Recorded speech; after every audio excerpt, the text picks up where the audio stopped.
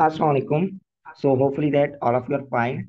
And today we will learn that how to write constructed response questions, which means CRQs, for the post of teaching license test. So a test that was conducted in January 2024 और उसके अंदर there are more than 13 or near about 14 CRQs in the last test that was conducted by IB Sakhar. तो सीआरक्यूज की तरफ से students का भी काफी जो है मतलब आ रहा था कि sir how we can write the CRQs. So जिसकी वजह से ये आज क्लास जो है कंडक्ट की है। और पहले आपको ये भी बता दें कि अगर क्लास खत्म हो जाती है तो सेम लिंक से आपने दोबारा ज्वाइन करना है। सेम लिंक से आपने दोबारा ज्वाइन करना है। This class will expire after 40 minutes. So first of all introduce your self. तो जितने भी पार्टिसिपेंट्स हैं वो अपने आप को यहाँ पे इंट्रोड्यूस कीजिए ताकि जो है हमें पता चल सके कि कितने स्टूडेंट्स हैं और कौन कौन कहाँ कहाँ से जो है हमें ज्वाइन किया हुआ है। और उसके साथ साथ जो है मुझे ये पता चल सके कि हमारी क्लास में से कितने लोग हैं और बाहर से कितने लोग आए हैं। तो काइंडली अगर आप अपना माइक अनम्यूट करना चाहते हैं तो आप कर सकते हैं, या फिर आप जो है चैट बॉक्स के अंदर अपना जो है इंट्रोडक्शन, अपना नेम, आप कहाँ से बिलोंग करते हैं और आप रजिस्टर्ड स्टूडेंट हैं या नहीं, काइंडली ये आपको मैं 5 मिनट नहीं बल्कि 2 मिनट देता हूँ। 2 मिनट के अंदर जस्ट ये चैट के अंदर टाइप कर दीजिए ताकि मैं सबसे फेमिलर हो जाऊँ। अच्छा फिजा, ओके, यस।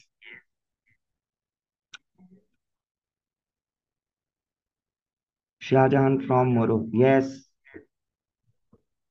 जी, जो तकरीबन स्टूडेंट्स जो हैं मेरे पास रजिस्टर्ड हैं मैं उनको पहचानता हूँ। और जो राफिया राफिया रजिस्टर्ड है, बिल्कुल। Ayesha from Karachi, okay.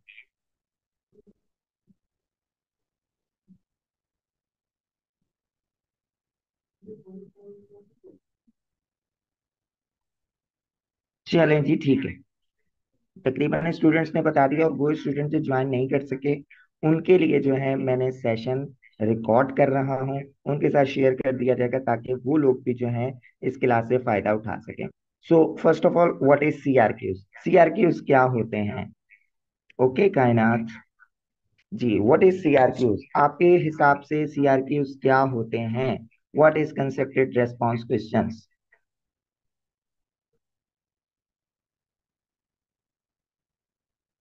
Yes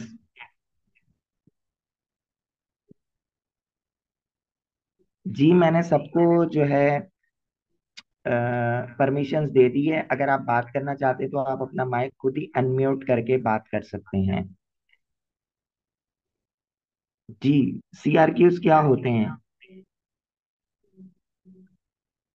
क्योंकि मुझे तो आता है और मैं तो जवाब देता रहूंगा, पर असल चीज ये है कि आप लोगों को पता चल सके कि सीआरक्यूज होते क्या हैं। कि आप लोगों का क्लास है और आप लोगों ने ही इसमें पार्टिसिपेट करना है।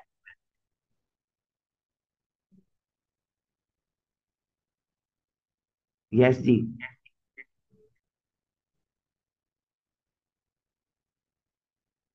सीआरक्यूज के बारे में क्या लिखा है? Short to the point answers. ठीक है जी। सबसे पहले जी, there are two types of ऐसे questions. Mostly probably competitive exams के अंदर एक हमारे पास क्वेश्चन होता है ऐसे क्वेश्चन। तो ऐसे questions are questions in an exam और test that demand examinee to construct their response in sentence or paragraph. The answer required can be a short and long composition.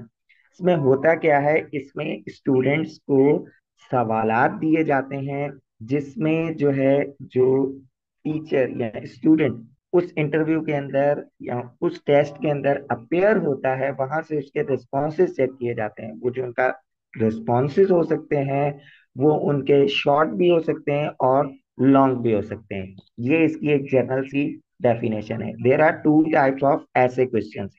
ऐसे क्वेश्चंस के दो type है, ठीक है। The first one is constructed response questions and the second one is extended response questions. आपको याद होगा जो हमारे मैट्रिक या इंटर के जितने भी पेपर होते हैं उसके अंदर हमारे पास एक शॉर्ट क्वेश्चंस आते हैं और एक लॉन्ग क्वेश्चंस आते हैं। तो आप ऐसा समझ सकते हैं कि एक्सटेंडेड रेस्पॉन्स क्वेश्चंस जो हैं वो लॉन्ग क्वेश्चंस हैं, और कंस्ट्रक्टेड रेस्पॉन्स क्वेश्चन जो हैं वो हमारे पास छोटे क्वेश्चंस हैं, स्मॉल क्वेश्चंस हैं जो हमसे पूछे जाते हैं। तो आपको बेसिक डिफरेंस का पता चल चुका होगा। नाउ हम पूरा अपने टारगेट के ऊपर आते हैं और यहाँ पे देखते हैं कंस्ट्रक्टेड रेस्पॉन्स क्वेश्चंस क्या होते हैं। Constructed response questions are those questions that require learners to apply their knowledge, comprehension, and high order thinking skills in real world situation. देखें, you have a knowledge about particular topic. How you apply this particular topic in a certain situation. That is the basic reason. आवाज नहीं आ रही जी? मेरी तरफ बिल्कुल clear है जी। अगर और किसी स्टूडेंट्स को मेरी आवाज क्लियर नहीं आ रही तो आप चैट बॉक्स में लिख सकते हैं। अगर मेरी आवाज क्लियर है तो तब भी आप चैट बॉक्स में लिखिए। अगर आपकी आवाज क्लियर नहीं है तो आपका कोई इंटरनेट का इशू हो सकता है, आप रीज्वाइन कीजिए क्लास को। जो है आवाज बिल्कुल सही हो जाएगी। अच्छा जी। तो यहाँ पे मैं आपको ये बता रहा था कि सीआरक्यूज क्या है, कि you have a knowledge about particular topic and CRQs are asking that either you are able to apply your knowledge in a particular situation or not। मतलब एक आपको खास सिचुएशन दी जाती है, उसके अंदर आपसे पूछा जाता है कि how you apply your knowledge. ये बिल्कुल सिंपल से क्वेश्चंस नहीं होते जिसमें आपसे पूछ लिया जाए that what is chemistry, that what is cell. आपसे इस तरह के सवाल नहीं पूछे जाते, आपसे ये पूछा जाता है कि हाउ यू अप्लाई, ठीक है, how you differentiate, how you identify, contrast. इस तरह के क्वेश्चंस आपसे पूछे जाते हैं। The evaluation of the students in CRQs is always standard driving. जो इवैल्यूएशन होती है, आपने देखा था लास्ट टाइम भी जो एसटीएस ने स्कोरिंग की थी वो क्या थी? स्टैंडर्ड ड्राइविंग थी। बिल्कुल स्टैंडर्ड को इसके अंदर फॉलो किया जाता है। ठीक है जी। ये कौन है जी? एडमिट कर रहे हैं। अच्छा जी। कंस्ट्रक्ट रेस्पॉन्स क्वेश्चन को थोड़ा और हम पढ़ते हैं, थोड़ा और डिटेल इसके बारे में देखते हैं ताकि हमारा और कॉन्सेप्ट क्लियर हो।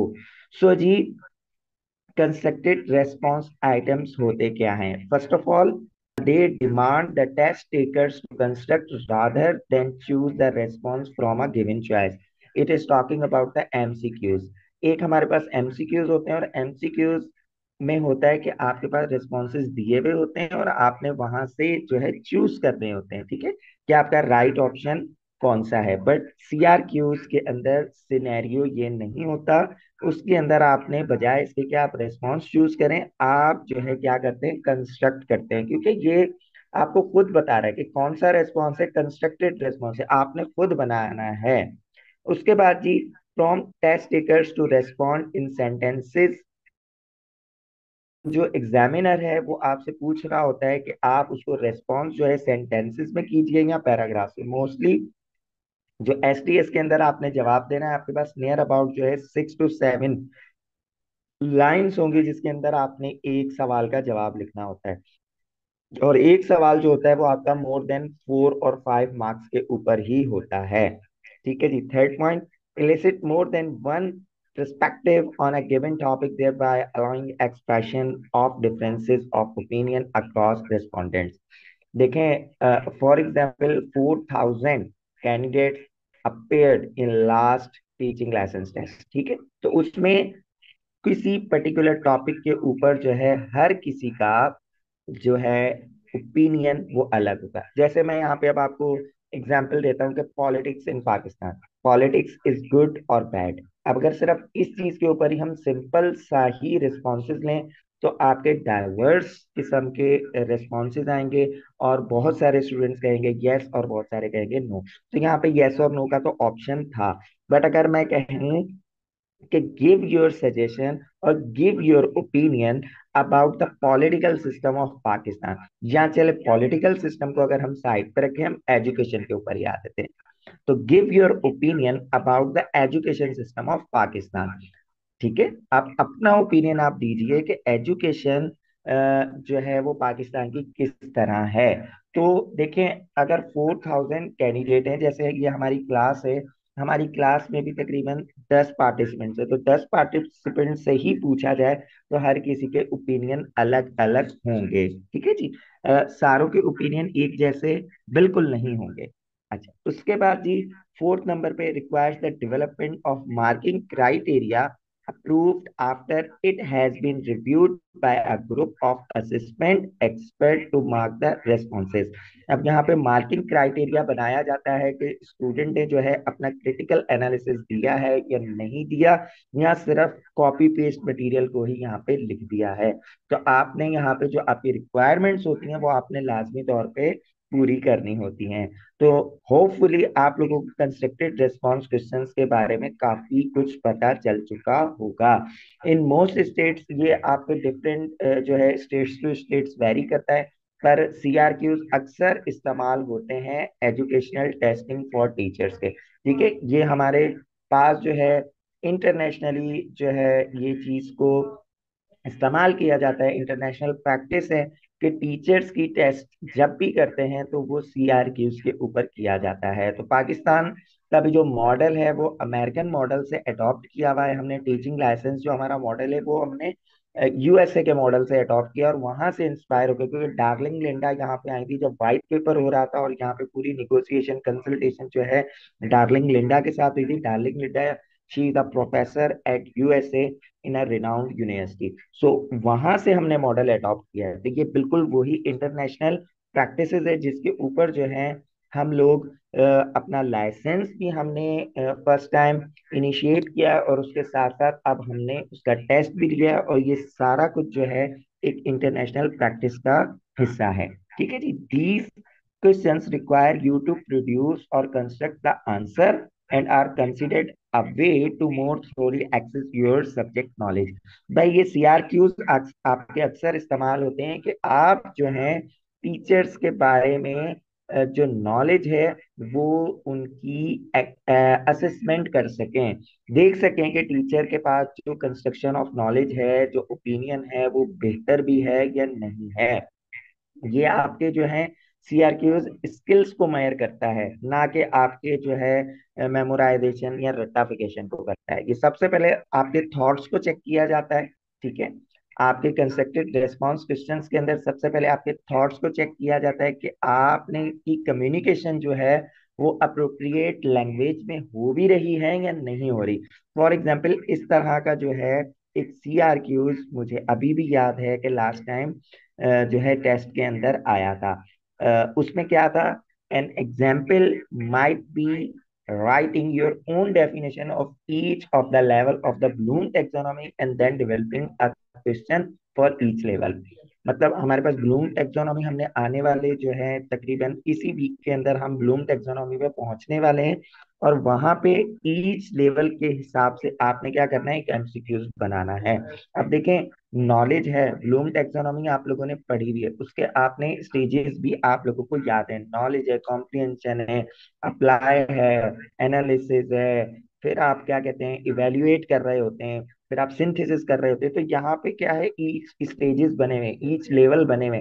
अब आपने उनके बेस के ऊपर क्या करना है, एमसीक्यूज बनाना है। अब वो आप किस तरह एमसीक्यूज बनाते हैं, अपना एमसीक्यूज आप किस तरह कंस्ट्रक्ट करते हैं, ये आपके ऊपर डिपेंड करता है। इसी तरह एक दूसरा जो मेन थॉट है वो ये है कि providing explanation of your responses. आप एग्जाम्पल भी देते हैं, आपने अक्सर देखा होगा सीआरक्यूज में लिखा हुआ होता है कि give an example, give your suggestion. तो वो असल में आपसे क्या पूछा जा रहा होता है, आपसे एक एग्जाम्पल पूछी जा रही होती है कि आपके दिमाग में ऐसी कौन सी चीज है जो आप उस पर्टिकुलर टॉपिक के हिसाब से खुद कंस्ट्रक्ट कर रहे हैं टू हैंडल द सिचुएशन। उस खास सिचुएशन को आप किस तरह हैंडल करेंगे। लास्ट के अंदर जो मोस्ट इंपॉर्टेंट चीज है वो demonstrating higher level thinking skills. आपसे जो है हायर लेवल थिंकिंग स्किल्स के बारे में पूछा जा रहा होता है कि आप क्रिटिकली थिंकर हैं आप प्रॉब्लम सॉल्विंग स्किल्स रखते हैं, आप किस तरह डिटरमाइन करते हैं कॉज और इफेक्ट को, सिचुएशन को किस तरह कंट्रास्ट करते हैं, और उसमें किस तरह से आप कंक्लूजन तक पहुंचते हैं एग्जाम्पल्स देके। ये पूरी चीज का जो लब्बे लुबाब है वो ये है जो मैंने आपको बता दिया। अच्छा जी, अब हम मेन चीज के ऊपर आते हैं। ये तो थोड़ा आपको अंदाजा हो गया कि सीआरक्यूज होते क्या हैं। The question is that how do I write my response to a CRQs, जो कि आपकी मेन प्रॉब्लम है। First of all, you have to read and reread the questions carefully. Understand what the question is asking is critical first step to planning your answer. First of all, you have to read the question and understand what the examiner is asking from you. ठीक है, आपने सबसे पहले question को समझना है। ये नहीं समझना कि जो मुझे इंफॉर्मेशन आती है बस वो मैं लिख दूंगा और मुझे मार्क्स मिल जाएंगे, नहीं। आपने सबसे पहले क्वेश्चन को समझना है। मोर मिस्टेक्स मिस्टेक्स अगर आप करेंगे तो क्या होगा, मिसअंडरस्टैंडिंग हो जाएगी, और मिसअंडरस्टैंडिंग हो जाएगी तो आपको क्या होगा, आप पैनलाइज्ड हो जाएंगे, क्योंकि आपने रॉन्ग इन्फॉर्मेशन वहां पे लिख दी होगी। There are several important questions to ask yourself as you rewrite your CRQ. मतलब ये एक इस तरह के सवालात हैं जो आपने अपने आप से पूछने हैं जब भी आप जवाब दे रहे हैं। अब मैं ये नहीं कह रहा कि आप हर दफा ये करें, आप इसको जब प्रैक्टिस कर रहे होंगे, प्रैक्टिस कर करके फिर आप एक इस लेवल के ऊपर आ जाएंगे कि आपको खुद ही पता चलना शुरू हो जाएगा। ये इनिशियल लेवल के ऊपर चीजें हैं। Exactly what is the question is asking me to do. Actually जो सवाल है मुझसे क्या करने के लिए, मुझसे क्या पूछ रहा है असल में, कि मैं क्या करूं। How many parts are there in this question. एक सवाल के अंदर कितने पार्ट्स हैं। हो सकता है कि एक सवाल के अंदर वो दो चीजें पूछ रहा हो और आप सिर्फ टारगेट एक चीज को कर रहे हो, जिसकी वजह से आपके मार्क्स पूरे ना आए। तो ये दो सवाल आपने अपने आप से पूछने हैं कि एक तो जो है what is this question asking me to do, ये सवाल मुझसे क्या करने के लिए पूछा जा रहा है या क्या करने के लिए पूछ रहा है। How many parts of how many parts are there in this question, भाई क्वेश्चन के अंदर टोटल अगर पार्ट्स हैं तो वो हैं कितने।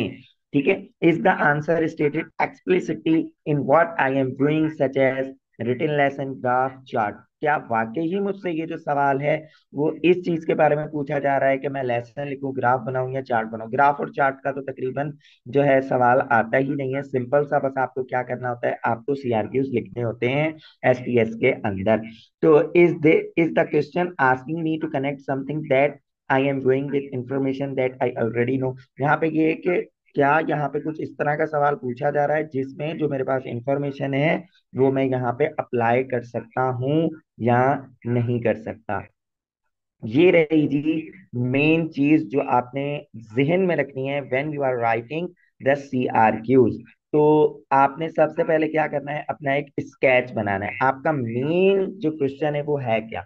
ठीक है, मेन क्वेश्चन आपसे पूछा क्या जा रहा है। For example the question is asking about the interactive strategy, that how you implement the interactive strategy in your classroom.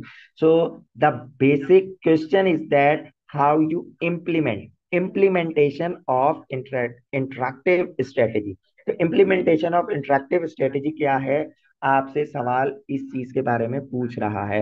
अब आपके मेन पॉइंट्स क्या हैं, आप किस तरह करेंगे, कौन सा मेथड अडॉप्ट करेंगे। आप जो मेथड अप्लाई करेंगे उसके पीछे आप दो सपोर्टिंग एग्जांपल्स देंगे, तो आपका एक सीआरक्यू क्लियर हो जाएगा। सिंपल सी चीजें, ज्यादा नहीं है। ठीक है, मेन पॉइंट स्टार्ट। ठीक है, आपने उसके बाद मेन पॉइंट देना है कि आपका थीम होगा कि implementation of interactive strategy in the classroom, ये मेन थीम हो गया। आप मेन पॉइंट बताएं कि आप कौन सा मेथड अप्लाई करेंगे, किस तरह करेंगे, और उसमें बाद आप उसको एक एक एग्जांपल दे दें और उसको कंक्लूड कर दें। ये आपके सीआरक्यूज हो गए। बस यही होता है सीआरक्यूज, इससे ज्यादा कुछ भी नहीं होता।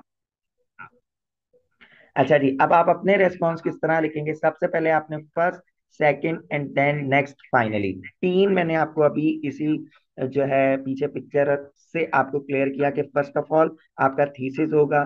थीसिस के बाद आपने अपना आर्ग्यूमेंट रखना है, अपने आर्ग्यूमेंट के बाद आपने एग्जांपल्स देनी है, और उसके बाद आपने फाइनल कर देना है। Students build both collaboration and communication skills, मतलब आपने बताना है कि आप ये सारी चीजें किस तरह करेंगे अपने क्लासरूम के अंदर। सिंपल सी चीजें, ये सारा कुछ जो है वही लिखा हुआ है। अब यहाँ पे आ जाते हैं प्रैक्टिस क्वेश्चंस के ऊपर कि आप जी प्रैक्टिस किस तरह करेंगे। ठीक है जी। तो जो आपकी प्रैक्टिस है वो आप किस तरह करेंगे। तो यहाँ पे एक मैंने क्वेश्चन लिखा है, जो आपको ही सवालात जो आपके साथ शेयर किए जाते थे उन्हीं सवालात में से यहाँ पे एक सवाल मैंने लिखा है कि which approach you will prefer to teach English in class 4। ठीक है। आप कौन सी अप्रोच को प्रेफर करेंगे while you are teaching English in class 4। तो ये एक CRQ है आपके पास। अब यहाँ पे पूछा क्या जा रहा है, there are several approaches, which approach you prefer. तो अप्रोच सबसे पहले आपने देखेंगे कि आप कौन सी अप्रोच आपसे पूछी जा रही है to teach English in class 4। English 4 के जो स्टूडेंट्स हैं उनको आपने इंग्लिश किस अप्रोच के तहत पढ़ानी है, ये आपसे मेन क्वेश्चन पूछा जा रहा है। तो अब यहाँ पे जो है आपकी जो प्रीवियस नॉलेज है क्या वो यहाँ पे इम्पोर्टेंस, उसकी कुछ इम्पोर्टेंस है। जी यस, उसकी बिल्कुल यहाँ पे इम्पोर्टेंस है। अब आपने करना क्या है, आपने यहाँ पे सिंपली ये देखना है कि बच्चों की एज क्या है, उनकी कॉग्निटिव लेवल क्या है, उनके स्किल्स कौन से हैं। तो ये चीजें आपके दिमाग में होगी। देखिए 4 क्लास का बच्चा हायर हाई ऑर्डर थिंकिंग नहीं कर सकता। 4 क्लास के बच्चे के हिसाब से अगर आप पढ़ा रहे हैं तो आप उसके लेवल से ही पढ़ाएंगे। अगर आप बिल्कुल जो है जवाब इस तरह का लिखेंगे जो बिल्कुल हाईफाई होगा, या जैसे आप 8 क्लास वाले बच्चों को पढ़ा रहे हैं, मैट्रिक क्लास वाले बच्चों को पढ़ा रहे हैं, तो यहाँ पे ये वाला एक फैक्टर है जो आपने अपने दिमाग में खास तौर पे रखना है। अब यहाँ पे एक CRQ का जवाब देखिए, सिंपल टारगेट भी है। यहाँ पे प्रेफर पूछा गया है तो यहाँ पे वही चीज बताई गई है। ठीक है, सिंपल थीसिस दिया जा रहा है।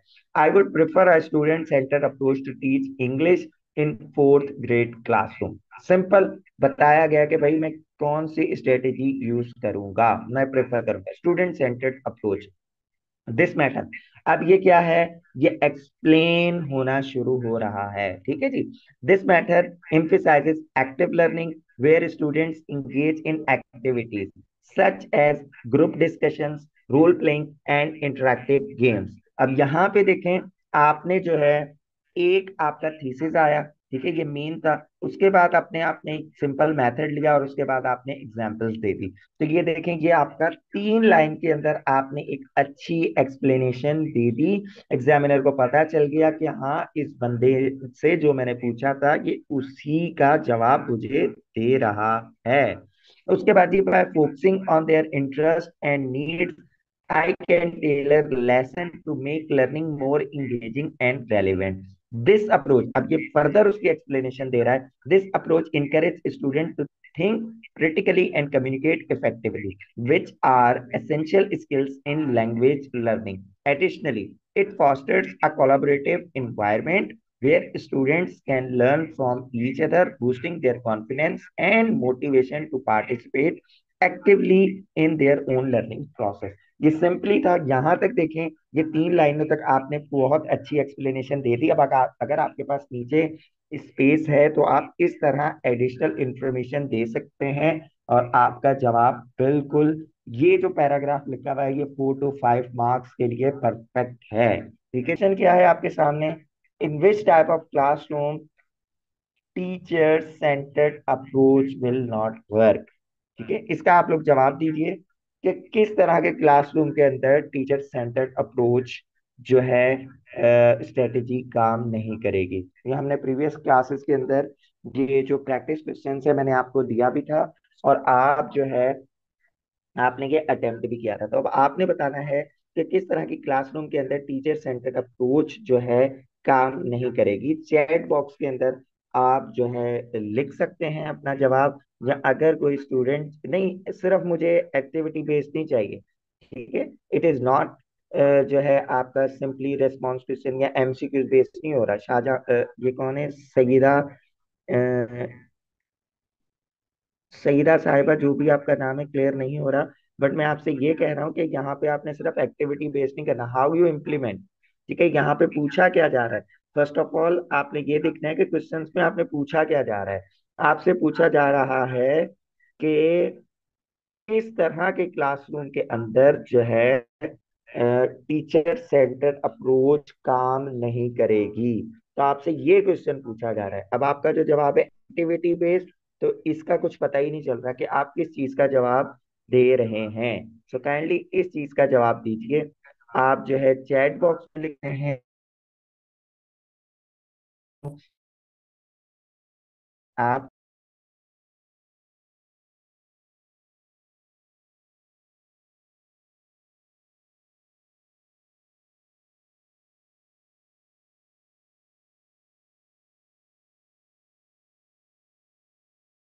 यस जी। तो नाउ जो है अब सारा सिस्टम सेट हो चुका है जी। अब जो है किसने जवाब दिया, राफिया ने भी जवाब दिया पहले ऊपर जहां तक मुझे याद है। एक जो है बच्ची ने जवाब दिया था। अब ताहिरा मलिक का भी जवाब आया है। देख लेते हैं जी, दोनों के जवाब देख लेते हैं और दोनों को पढ़ भी लेते हैं। Teacher center approach will not allow from general to specific method and teacher is guidance but student active teacher will program earning. जी ये किसका जवाब था, राफिया बेटा। देखें सबसे पहले आपने टारगेट क्या करना है, आपने टारगेट करना है कि आपसे पूछा क्या जा रहा है कि where the teacher center approach will not work. क्योंकि ये जवाब जो है बिल्कुल बेहतर नहीं है। Teacher centred approach where only teacher are active, यहाँ पे आपसे ये पूछा ही नहीं जा रहा कि टीचर सेंटर अप्रोच होती क्या है। ठीक है, किनका जवाब है ये ताहिरा का जवाब है। यहाँ से आपसे ये नहीं पूछा जा रहा, यहाँ से आपसे पूछा जा रहा है कि ये काम नहीं करेगा। तो जो मेरा मेन आपको जो अभी मैंने समझाया था ना कि आपने ये देखना है कि आपसे क्वेश्चंस पूछा क्या जा रहा है। अब इसका एक जवाब ये देख लीजिए सारे। ठीक है जी, जब आप ये जवाब देखेंगे तो आपको और क्लियर हो जाएगा। द टीचर सेंटर अप्रोच में not work effectively in classroom, different kinds of needs, styles and abilities. यहाँ पे देखें परफेक्ट जो है टारगेट हुआ। अब ये ठीक है, यहाँ पे कहाँ बताया गया कि कहाँ पे टीचर सेंटर्ड अप्रोच काम नहीं करेगी, जहाँ पे स्टूडेंट जो है डिफरेंट बैकग्राउंड से हो, मतलब डाइवर्स लर्नर्स हो। डाइवर्स लर्नर्स का मतलब क्या है, हर किसी की नीड अलग अलग हो। ठीक है, किसी का लर्निंग स्टाइल अलग है, किसी की एबिलिटीज अलग है। in environment where students require more individualized attention such as special education और inclusive classroom। स्पेशल एजुकेशन के अंदर कोई बच्चा है आपके पास, वो स्पेशल है, फॉर एग्जाम्पल उसको नजर थोड़ा कम आता है, उसको सुनाई थोड़ा कम देता है, उसके साथ जो है सुनने का इशू है, थोड़ा सा मेंट उसका माइंड थोड़ा सा स्लो है। तो यहाँ स्लो लर्नर जिसे हम कहते हैं, तो वहां पे आप at the same time teacher centred approach जो है अच्छे तरीके से अप्लाई ही नहीं कर सकते। खालिद साहब आप ज्वाइन कर लीजिए। ठीक है जी। तो this approach can header students engagement and understanding, और ये अप्रोच जो है स्टूडेंट की इंगेजमेंट और अंडरस्टैंडिंग जो है बिल्कुल ही रोक देगी। It also struggles in setting that emphasize creativity, critical thinking and collaboration. और ये खास तौर पे उस सिचुएशन में भी जहाँ पे क्रिएटिविटी, क्रिटिकल थिंकिंग और कोलैबोरेशन जो है चाहिए, वहां पे क्या होगा, सच एज प्रोजेक्ट बेस्ड और inquiry based learning environment. Additionally in classroom with highly motivated और self directed student, a teacher centered approach may stifle their independence and limit opportunities for active participation and deeper learning experiences। ये देखिए, ये आपको पूरा एक जवाब दिया जा रहा है कि इस तरह का क्लासरूम जहाँ पे बच्चे जो हैं हाईली मोटिवेटेड होंगे, टीचर सेंटर्ड अप्रोच से उनकी इंडिपेंडेंस, उनकी आज़ादी, उनके सीखने की जो लिमिट है, उनका एक्टिव पार्टिसिपेशन है, उनकी डीपर लर्निंग जो एक्सपीरियंस है वो। अब मेरी आवाज आ रही है? यस राफिया, अब मेरी आवाज आ रही है?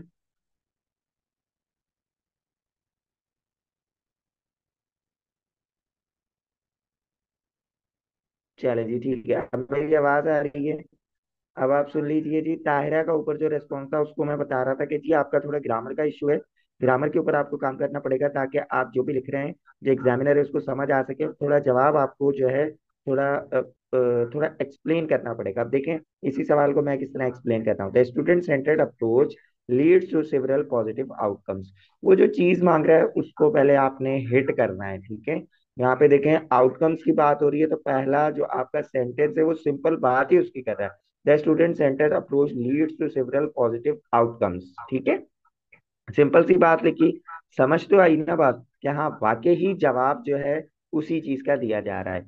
उसके बाद जो है, it fosters critical thinking, creativity and problem solving skills as students take an active role in their learning। ठीक है जी। ये क्या करता है, जो आउटकम्स क्या है, तो पहला आउटकम क्या है, क्रिटिकल थिंकिंग आती है, क्रिएटिविटी आती है, प्रॉब्लम सॉल्विंग स्किल्स आती है, और स्टूडेंट जब एक्टिव रोल प्ले करते हैं अपना, ठीक है। स्टूडेंट्स डेवलप, अब ये सेकंड जो है जवाब दिया जा रहा है कि आउटकम्स क्या होगा, सेकंड आउटकम हमारे पास, student develop a deeper understanding of content through hands on activities and real world applications, ठीक है जी। This approach also enhance engagement and motivation as learning is tailored to individual interests and needs. It promotes collaboration and communication skills through group work and discussions. Additionally, students gain a sense of ownership and responsibility for their education, which can increase their self confidence and independence in learning. तो ये देखिए कितना comprehensive जवाब है। और इस जवाब, जब आप इस तरह का जवाब देंगे, तो इस जवाब के बाद मैं नहीं समझता कि आपको जो है एग्जामिनर जो है मार्क्स ना दे। आपको एग्जामिनर मार्क्स जो है हर हाल में देगा, अगर आपका जवाब इतना कॉम्प्रिहेंसिव वे में लिखा हुआ होगा।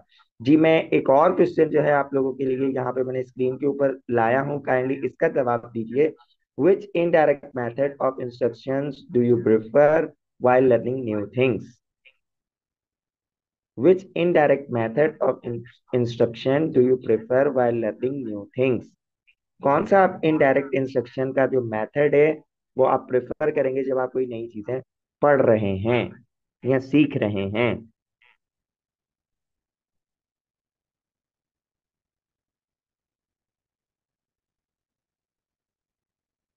जी, काइंडली इस पे रिस्पॉन्ड कीजिए। आपके पास 3 मिनट हैं, 3 मिनट के अंदर आपने इसका जवाब चैट बॉक्स में लाजमी तौर पे लिखना है।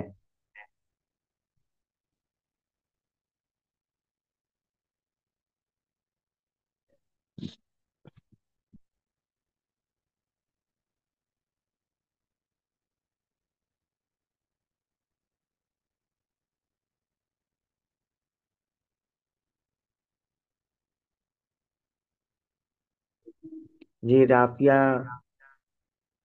ताहिरा, उसके बाद सईदा शाहजहां जी, रिस्पॉन्सेस।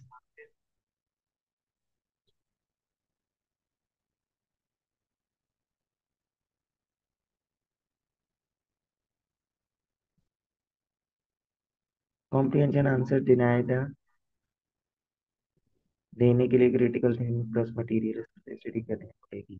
ये आपने एक सेंटेंस लिखा है, आप पैराग्राफ किस तरह लिखेंगे? आपने पैराग्राफ के अंदर ये चीज लिखनी है ना, पैराग्राफ के अंदर आपने एक्सप्लेन करना है। इतने से दो, एक लाइन है ये, एक बड़ी मुश्किल से लाइन बनेगी आपकी, इसके ऊपर तो आपको 4 से 5 मार्क्स कभी भी एग्जामिनर नहीं देगा।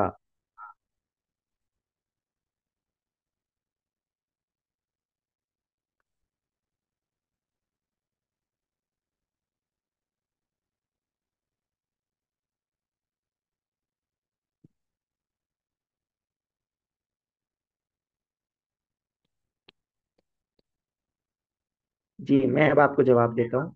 आपने अपनी तरफ से जवाब दिया, मैं आपको यहाँ पे जवाब दिखा।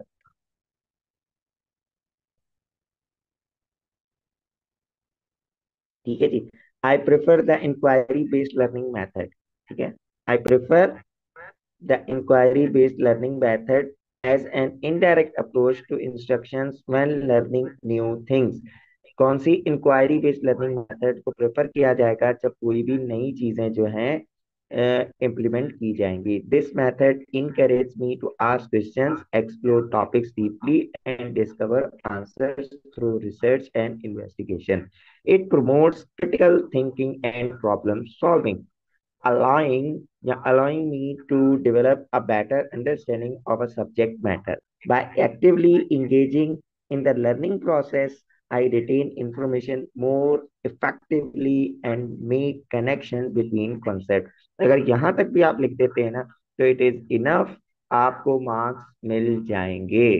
So hopefully you have learn a lot, आपको काफी अंदाजा हो चुका होगा that how you right your own जो है सी आर क्यूज। और सी आर क्यूज के हवाले से अगर आपको कोई भी सवाल है तो आप मुझसे अभी पूछ सकते हैं।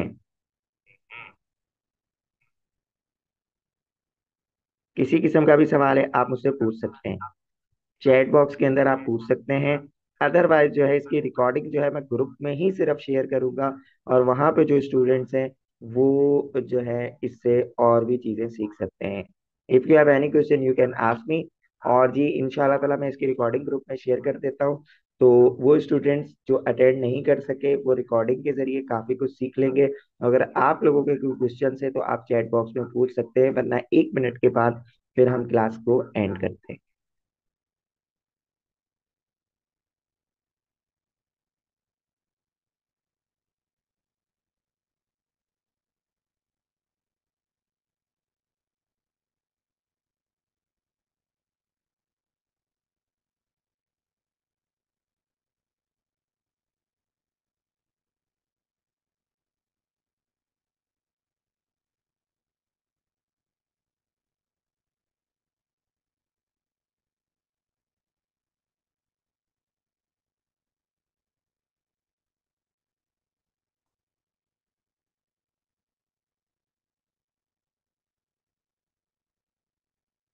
चले जी, ठीक है।